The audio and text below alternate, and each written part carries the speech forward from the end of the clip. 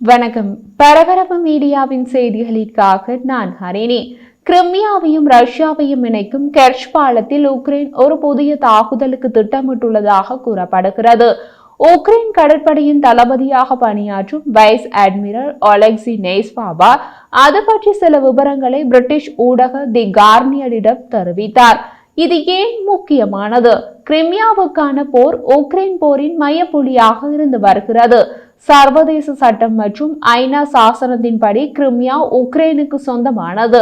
Russia அதை 2014ஆம் ஆண்டு ஆக்கிரமித்து இப்போது தமது கட்டுப்பாட்டில் வைத்துள்ளது. கிரிமியாவின் கேத்திர முக்கியத்துவம் அது கருங்கடலின் வடக்கில் உள்ள தீபகற்பம். கருங்கடல் ரஷ்யாவுக்கு ஒரு முக்கிய ஆதாரமாகவும் உள்ளது, ஏனெனில் இது மாஸ்கோவின் கடற்படைகளுக்கான தளமாகவும் டர்க் ஸ்ட்ரீம் குழாய் மூலம் துருக்கிக்கும் அங்கிருந்து ஐரோப்பாவுக்கும் ரஷ்ய எரிவாயு மற்றும் எண்ணெய்க்கான முக்கியமான போக்குவரத்து மையமாகவும் செயல்படுகிறது. கிரிமியாவை ரஷ்யாவுடன் இணைக்கும் கெர்ச் பாலத்தை உக்ரைன் அளிக்க முடியும் என்று நம்புவதாக உக்ரைனிய கடற்படை தளபதி தி கார்டியனிடம் தெரிவித்தார். அவர் மேலும் கூறிய போது, நாங்கள் கெர்ச் பாலத்தின் மீது 3வது தாக்குதலை நடத்துவது பற்றி தீவிரமாக திட்டமிட்டு வருகிறோம். அது ரஷ்யர்களுக்கு நன்றாகவே தெரியும். அந்த பாலத்தின் மீது உக்ரைனின் முன்பு நடத்திய 2 தாக்குதல்கள் பாலத்தின் உள்ள சாலை மற்றும் ரயில் பாதையை சேதப்படுத்தியது. அதனால் ரஷ்ய படைகள் இனி கனரக ரயில்வே பெட்டிகளை ரயில்வே பாலத்தின் வழியாக கொண்டு செல்ல முடியவில்லை. போரின் ஆரம்பத்தில் உக்ரைனின் கருங்கடல் துறைமுகங்களை ரஷ்ய கடற்படை கப்பல்கள் முடக்கின. அவற்றின் மீது உக்ரைன் நடத்திய தாக்குதல்களில் போர்க்கப்பல்கள் சில மூழ்கடிக்கப்பட்டதால் ரஷ்ய கடற்படை கப்பல்கள் கருங்கடலில் இருந்து அகன்றுவிட்டன. வடமேற்கு கருங்கடலில் சுதந்திரமான கடல் நடமாட்டத்தை உக்ரைனின் முயற்சிகள் வெற்றிகரமாக பெற்றுக் கொடுத்துள்ளன. சர்வதேச சரக்கு கப்பல்கள் பரபரப்பான தானிய வழித்தடத்தின் மூலம் வெளிநாட்டு துறைமுகங்களுக்கு பொருட்களை எடுத்து செல்வதை உறுதி செய்வதே உக்ரைன் கடற்படையின் குறிக்கோள் என்று அவர் மேலும் கூறினார்.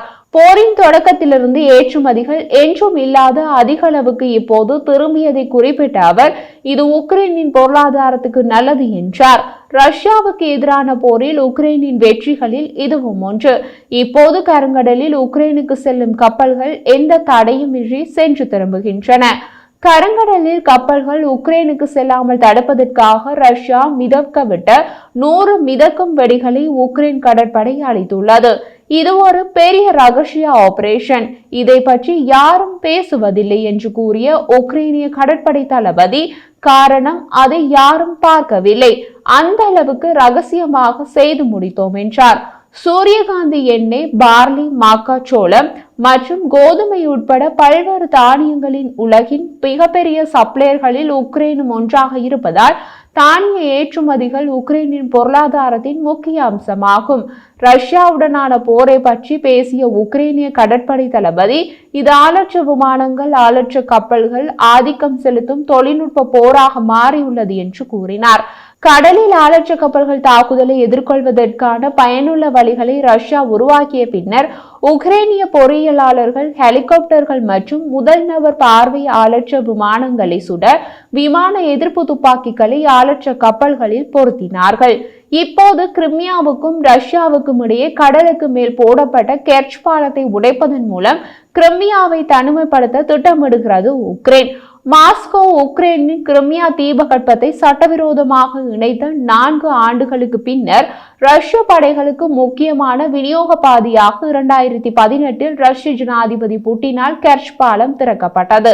போர் தொடங்கியதிலிருந்து தெற்கு உக்ரைனில் மாஸ்கோவின் ராணுவ தாக்குதல்களுக்கு பொருட்களை அனுப்ப 12 மைல்கள் நீளமான பாலத்தில் உள்ள சாலை மற்றும் ரயில்வே பாதை மிக முக்கியமானது.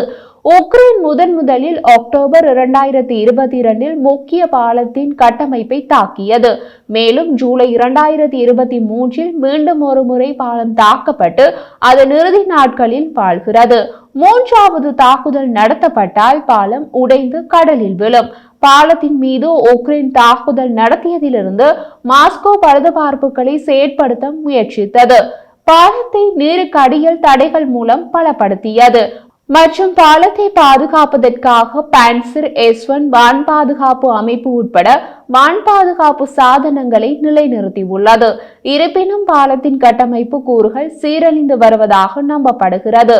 கிரிமியாவில் உள்ள பாலத்தின் மீது மற்றொரு தாக்குதல்களுக்கான திட்டங்களை சுட்டிக்காட்டிய முதல் உக்ரைனிய கடற்படை தளபதி அல்ல.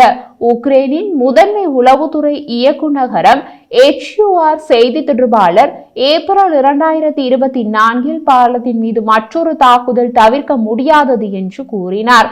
கிரிமியாவை பற்றி 2023 CNN தொலைக்காட்சிக்கு அளித்த பேட்டியில் உக்ரைன் ஜனாதிபதி ஜெலன்ஸ்கி, கிரிமியா இல்லாத உக்ரைனை நாம் கற்பனை செய்து பார்க்க முடியாது.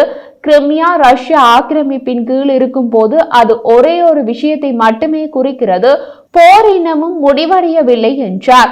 உக்ரைனிய படைகளால் கெர்ச் பாலத்தில் 3வது முறை தாக்குதலுக்கு உள்ளானால் ரஷ்யாவுடனான பதட்டங்களை அதிகரிக்கலாம். அது அமைதி பேச்சுவார்த்தைகளை முடக்கிவிடலாம். இப்போதும் ரஷ்ய ராணுவம் கிரிமியாவிலிருந்து உக்ரைனை தொடர்ந்து தாக்குகிறது. விமான தாக்குதல் சைரன் ஒலிக்கும் போதெல்லாம் உக்ரைன் கடற்படையின் ரோந்து படகுகள் கடலில் நின்றபடி உள்வரும் ஆளற்ற விமானங்களை சுட்டு வீழ்த்த முயற்சிக்கின்றன. ஆளற்ற விமானங்கள் கூட்டாக வருகின்றன. பொதுவாக 20 இருக்கும்.